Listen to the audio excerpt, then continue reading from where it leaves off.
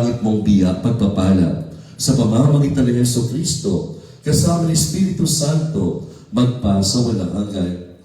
Magsipo po tayo lahat para sa mga pagbasa.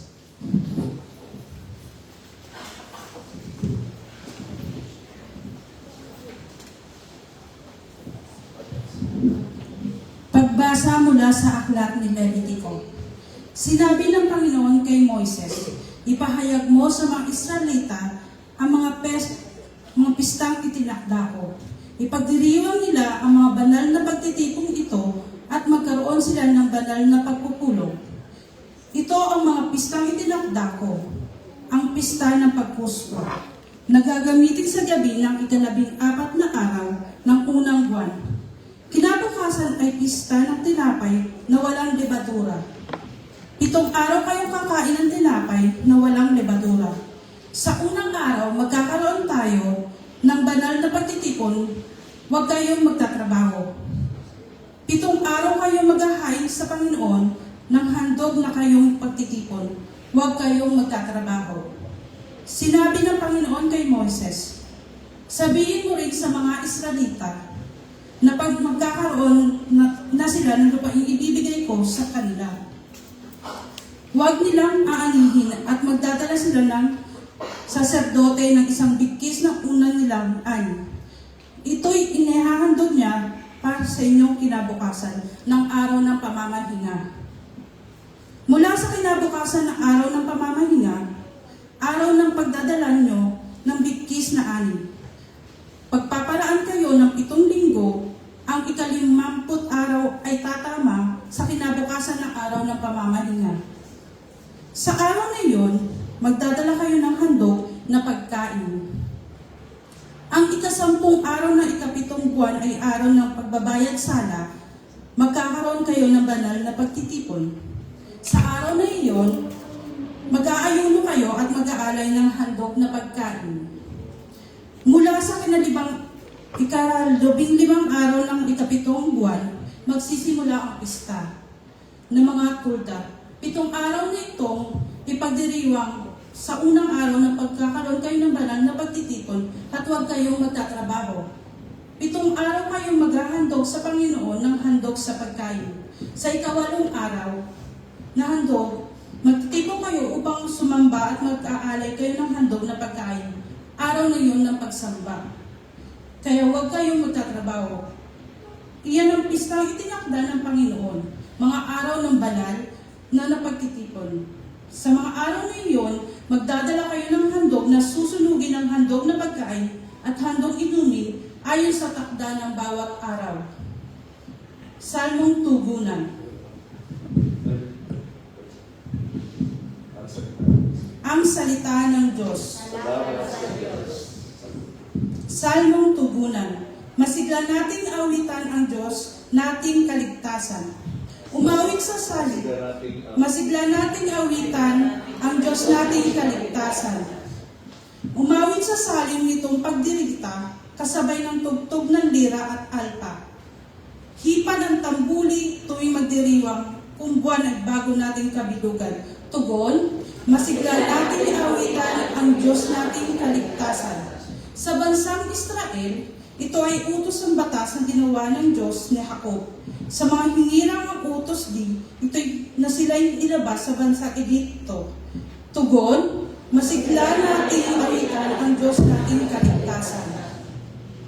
Ang Diyos-Diyosan, huwag mong paglingkuran, Diyos ng ibang bansa, di dapat luhuran. Ako'y Panginoon, ako ang Diyos mo, ako ang tumubo sa iyong Ehipto. Tugon, masigla nating awitan ang Diyos nating kaligtasan. Magsitayo po tayo lahat para sa Panginoon.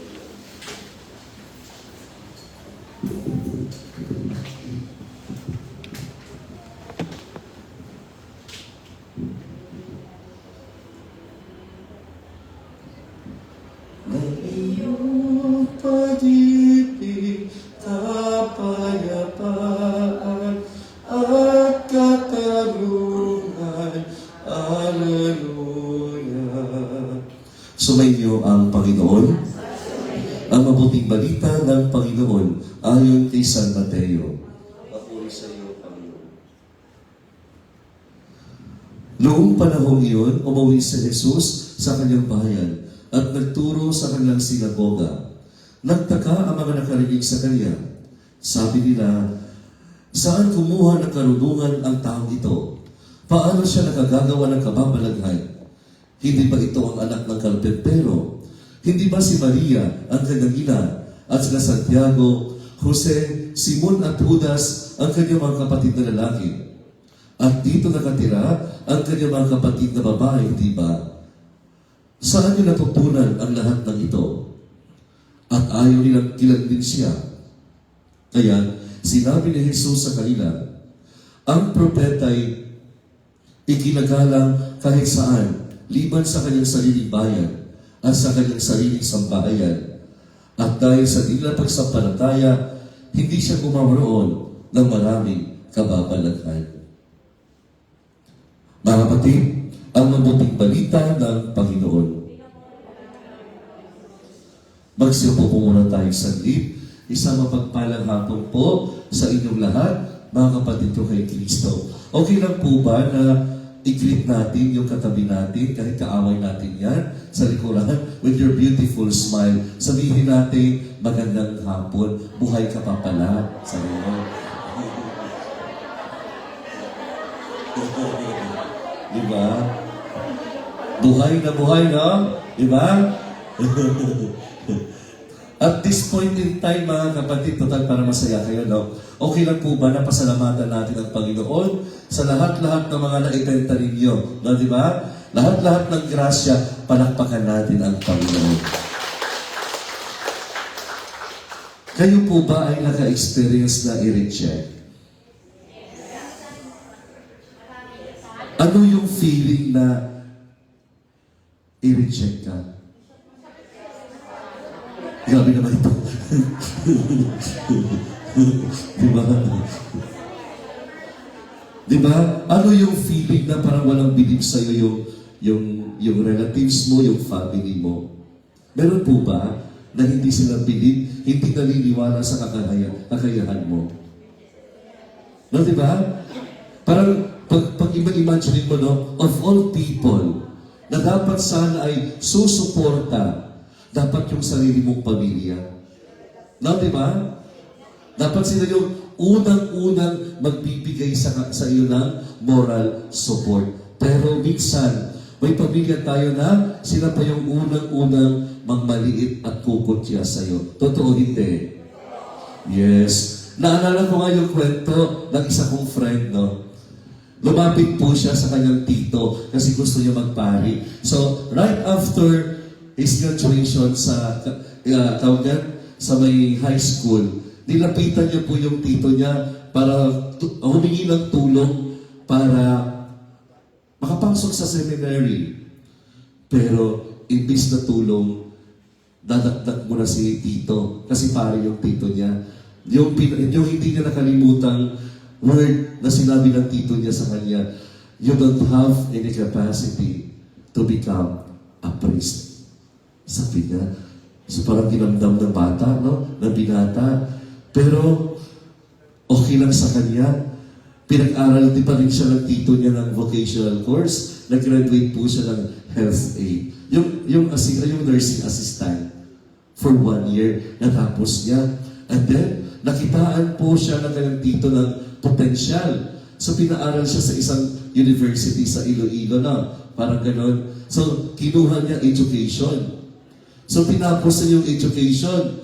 Nakatapos siya ng 4-year course. That is why, akala nila na parang nawala na yung desire niya sa pagpapari. Pero hindi pala. Ang ginawa po niya, palihim po siyang kumuha ng examination for priesthood. At nakapasa siya. Alam niyo, nung sinabi niya sa tito niya, sa family niya, sa relatives, sa mga friends niya, iba-iba yung reaksyon. Merong tumaas ang kilay. Merong namumutya. Merong parang hindi makapaniwala. Merong nagmaliit sa kanya. Pero yung tito niya, nung nalaman niya na kumuha siya ng examination, hindi siya pinansin. Hindi talaga siya tinulungan.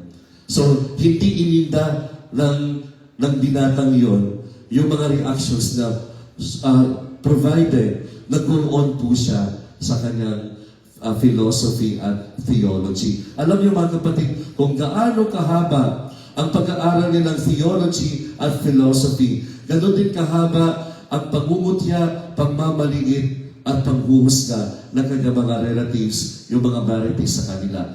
Di ba? So, hindi pa rin yan, inalintana yun. Ginawa niyang inspiration hanggang sa na-ordain po siya. Sabi nga ng mga marites, ay, hindi yan mauordinihan kasi hindi naman yan makakapasok sa pagpapari kasi hindi naman sila mayaman kasi dapat kailangan may pera ka, no? Di ba? Hindi naman din kasi mahirap na ang mga yan. Yung tatay niya, farmer, yung nanay niya walang trabaho, kundi andyan sa bahay lang.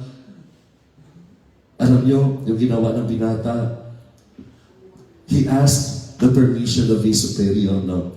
Sabi niya, Father, okay lang po ba doon ako sa hometown namin ordinahan? Nako, doon siya na-ordinahan sa hometown nila. Pinag-invite niya yung mga marites, yung mga... Totoo, pinag-invite niya. Parang sweet revenge. Parang ito na yung minamaliit yun dati. Alam niyo mga kapatid, doon na-realize ng binata na kapag walang-wala ka, wala rin titingin sa'yo. Naku, yung gumagamit ng cellphone, yan ang unang-unang ililibing sa kanyang sarili, vault. Naku, sino kaya yun? No? Huwag na nating na alam natin. Makitsoy na lang tayo, no? Di ba? Totoo, no? Di ba? So, pinag-invite niya. Pero hindi naman siya nag-revenge talaga. Hindi. Parang gusto lang niya ipamukha na wala kayong karapatan na husgahan ang isang tao. You don't know what would be the future of a person. Totoo hindi. Yes. Kasi yung binatang yun, ay ako yun. Totoo. Ako yun. Diba? Sabi ko na, i-invite natin yung mga marites na yan na si nanay yung affected talaga. Umiiyak siya parati. Bakit gano'n? Bakit ganyan? Hayaan mo na sila. Magbubugo yung tila nila sa na parang sila yung hadlang. Parang hindi sila bilib na meron silang kasi Mario na magpapahari. Parang gano'n na despite of those poverties, no, na meron yung binata. Pero nag-strive siya para maabot niya ang kanyang pangarap sa buhay. Ginamit niya yung mga hadlang para maabot niya yung kanyang dream sa buhay na maging pari. Amen? Yes, sa buhay natin, marami mga hadlang. Mga kasamahan natin. Di ba? Mga kasamahan natin mismo. Hindi bilib sa atin. Masakit yun. Kasi dahil sa inggit. Kaya kayo andito dapat magtutulungan kayo. Huwag maghilaan. Amen? Baka sabihin niyo, bakit napunta na naman sa aming Father? That's the reality. Kasi sa nature ng work ninyo, hindi maiiwasan yung inggit. At kapag ang inggit umugat sa puso mo, gagawin mo ang lahat para masira ang isang tao. Totoo hindi. Yes. Bato-bato sa langit, no? Diba? Katulad ni Jesus, lahat na lang ginawa nila, lahat na lang binato nila, lahat na lang nagpaghuhusga. But still, gumawa pa rin ng mabuti si Jesus. Tayo na andito. Kahit anong bato nila na masasama, gagawa ng hindi mabuti sa atin, isa lang ang gagawin natin. Kill them with your kindness. Amen? Yeah. Kill them with your kindness. Maging mabuti pa rin tayo sa kapwa natin dito. Anyways, hindi ikaw ang masisira, kundi siya. Yung paninira sa'yo, it cannot define who you are. But it defines kung sino ang taong yan. Amen?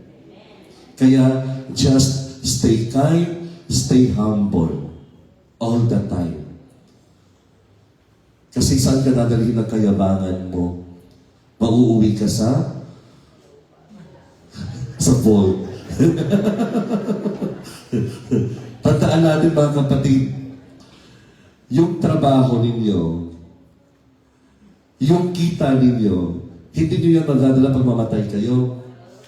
Pero kapag ikaw ay mabuti, napupunta ka ng langit. Amen? Kahit maliit lang yung sahod natin, kahit maliit lang yung kita natin, just still be always humble and kind. Okay?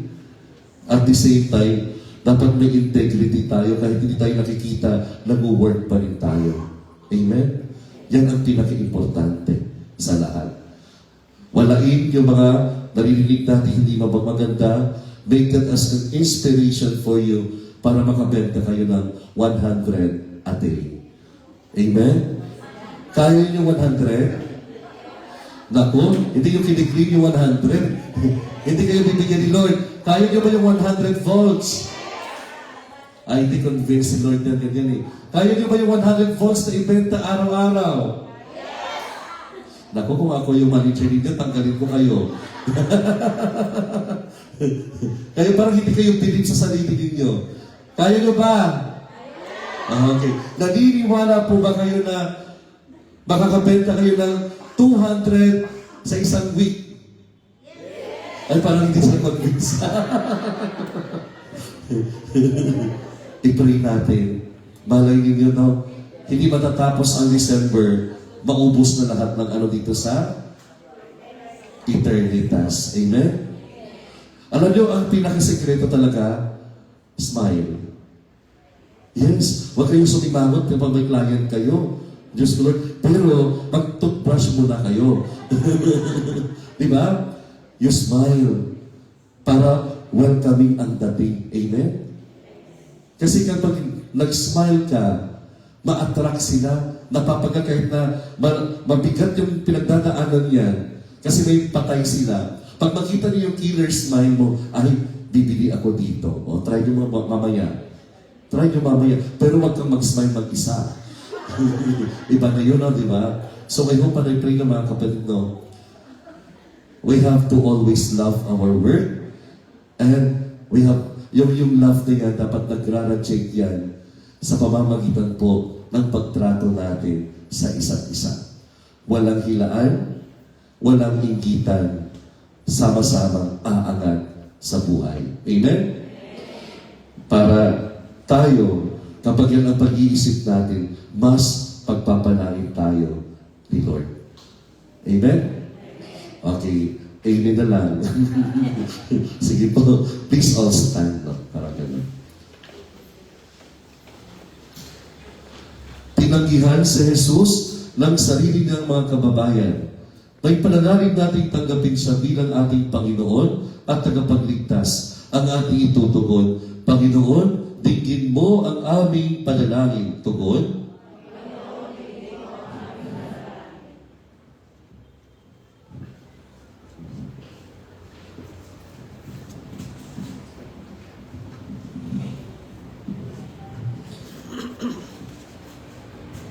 Ang mga pinuno ng simbahan naway magpahayag ng salita ng Diyos na may katapangan at may pananalig na isasabuhay ito.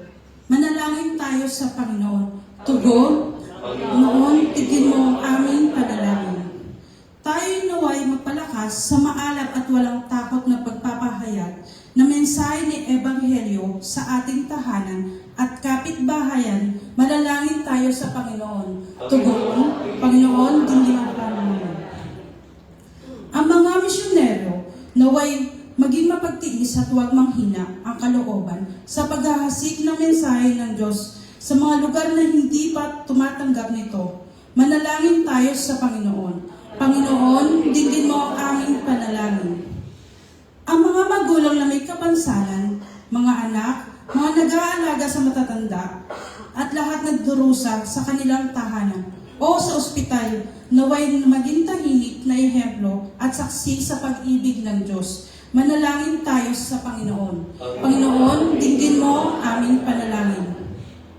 Ang mga namimighati sa pagkawala ng kanilang mga mahal sa buhay na walang kalinlangan ng Diyos, manalangin tayo sa Panginoon. Panginoon, dinggin mo aming panalangin.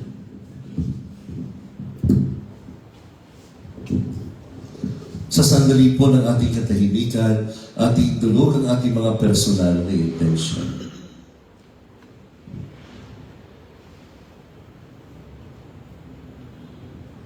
Isama natin sa ating intensyon ang lahat ng mga taong nagtitiwang ng kanilang kaarawan at anibersaryo ngayong araw. Naway pagkalooban sila ng Panginoon ng magandang kalusugan. Manalangin tayo sa Panginoon. Always we ask you through Christ our Lord. Please be seated for a while. Kunin at tanggapin ang alay na ito, mga biyayang nagmula sa pagpapala mo. Tandaan ng bawat puso, pagkatinigin ko, gano'y nagkagani ng mamahal sa'yo. Di dapat nagagula sa buti ng trigo, pagkain nagbibigay ng buhay mo, at alak na nagmula sa isang tangkay na ubas, inubi nagbibigay lakas. Kunin at tanggapin ang alay na ito, mga biyaya nagmula sa pagpapala mo. Tanda ng bawat puso, pagkatinibig mo, ngayoy nananalig, nagmamahal sa'yo. Magsitayo po tayong lahat. Manalangin kayo mga kapatid upang paghahain at nagkalugdan ng Diyos Amang makapangyarihan. Sa kapurihan at karangalan, sa ating kapakinabangan at sa buong sambayan ng banal.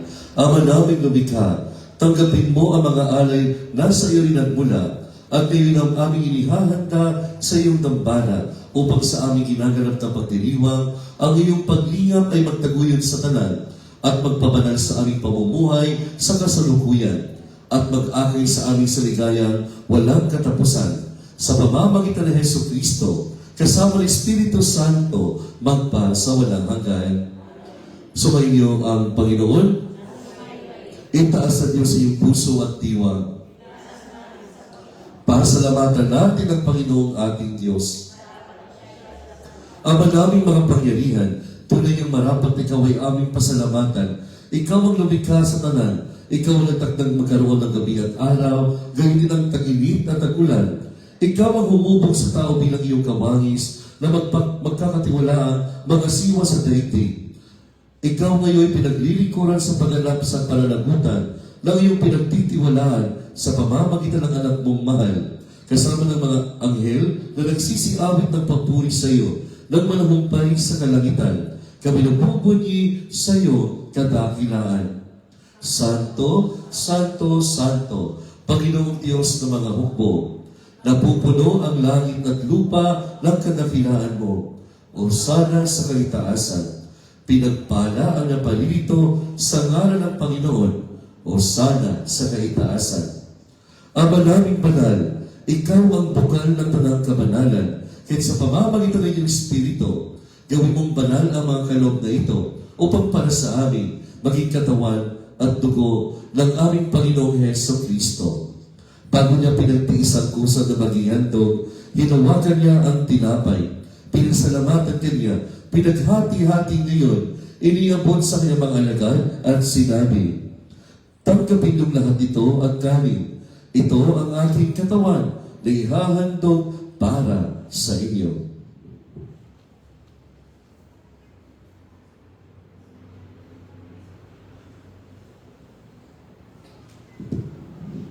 Gayun din naman nung matapos ang hapunan, hinawakan niya ang kalis, muli kanyang pinasalamatan.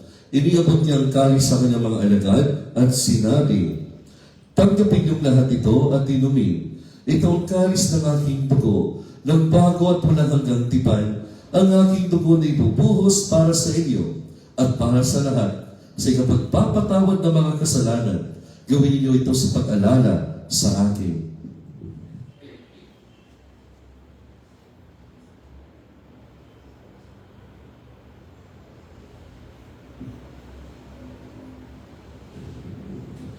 Ang misteryo ng pananampalataya.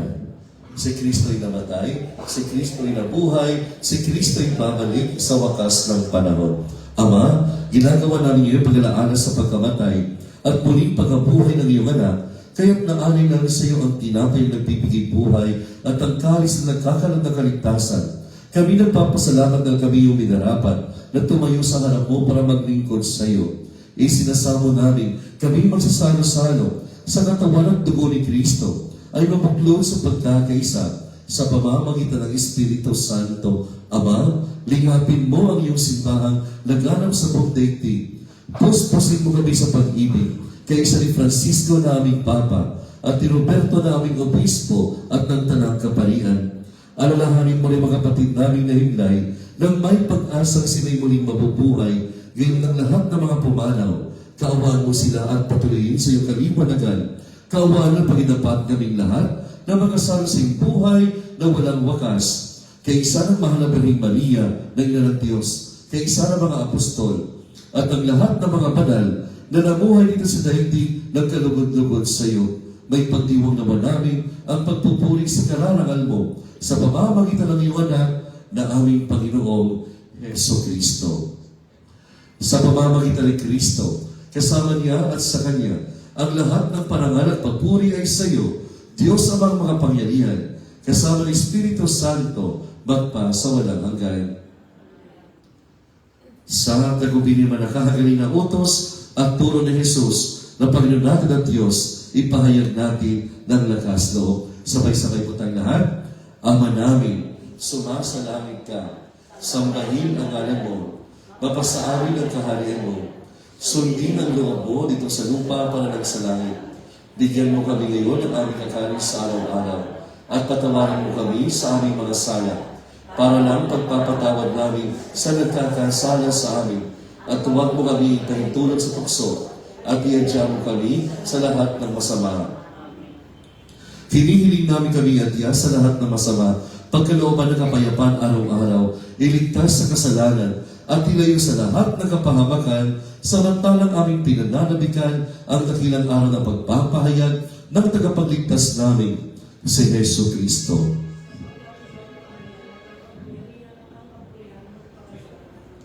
Panginoong Heso Kristo, sinabi mo sa iyong mga apostol, kapayapaan ang iniiwan ko sa inyo, ang aking kapayapaan ang ibinibigay ko sa inyo. Tunghayan mo ang aming pananampalataya at huwag ang aming mga pagkakasala. Pagkalooban mo kami ng kapayapaan at pagkakaisa ayon sa iyo kalooban. Kasama ng Espiritu Santo, magpa sa walang hanggan. Ang kapayapaan ng Panginoon ay laging sumainyo. So at this point in time, siguro lahat kayo andito ng katipon, di ba? This is the right moment na kung sino man ang nakasamaan na natin ng loob, lapitan natin siya. Okay? Huwag sampalin, ha? Mag-peace be with you tayo sa kanila, ha? Sige po. Magbigay kayo ng kapayapaan sa isa't isa.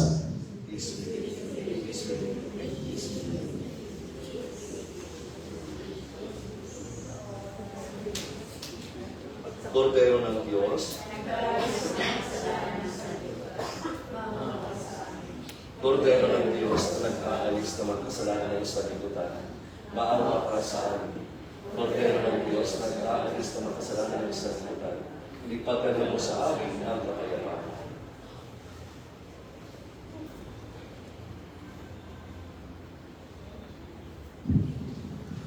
Mga kapatid, ito si Kristo ang Kordero ng Diyos, ang nag-aalis na makasalanan ng sanlibutan, mapalad na may inaliyahan sa kanyang biging.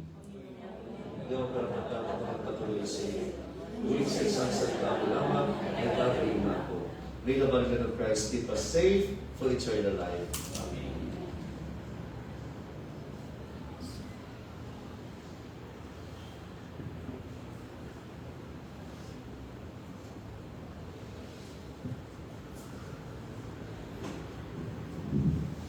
Sa lahat po ng gusto mag-communion, mag-line na lang po tayo sa ayaw, upo na lang po tayo. Thank you.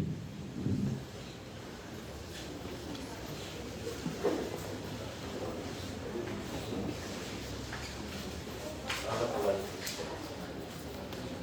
Ang katawan ng Kristo. Ang katawan ng Kristo. Ang katawan ng Kristo. Ang katawan ng Kristo. Ang katawan ng Kristo. Ang katawan ng Kristo. Ang katawan ng Kristo. Ang katawan ng Kristo. Ang katawan ng Kristo. Ang katawan ng Kristo. Ang katawan ni Kristo. Ang katawan ni Kristo. Ang katawan ni Kristo. Ang katawan ni Kristo. Ang katawan ni Kristo.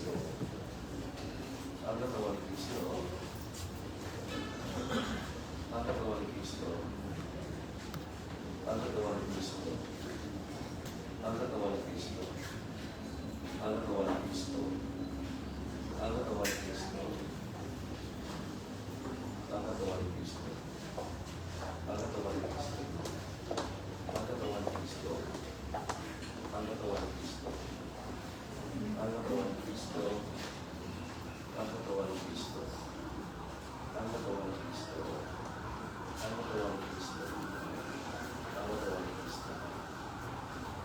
Kristo.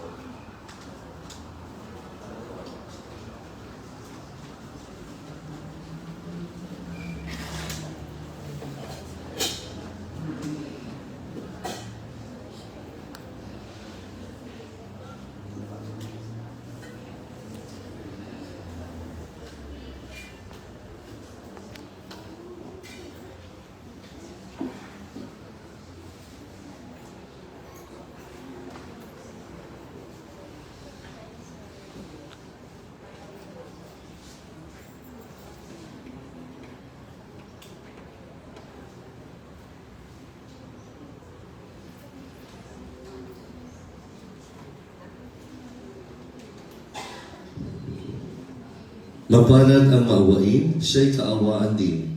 Mapalad ang may loobing sigdidisay ng salamin, Diyos ang kanyang harapin. Manalangin tayo. Magsitayo po tayong lahat.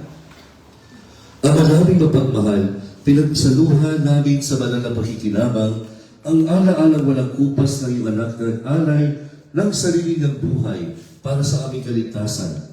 Ipagkaloob mong ito ay magdulot ng pag-unlad sa ipinamanan sa aming pagliligtas bilang tagapamagitan kasama ng Espiritu Santo magpa sa walang hanggan. Sumainyo ang Panginoon at pagpalain nawa kayo ng mga pangyarihang Diyos, Ama, Anak, at Espiritu Santo. Tapos na po ang ating banal na misa. Tanggalin mo siyang pag-alis sa kapayapaan at pagmamahal ni Kristo. Salamat sa Diyos. Palakpakan po natin ang Panginoon.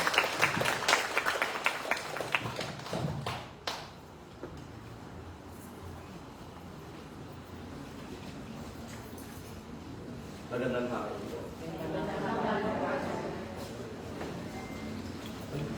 Yung ko na to. Okay, hindi na kayo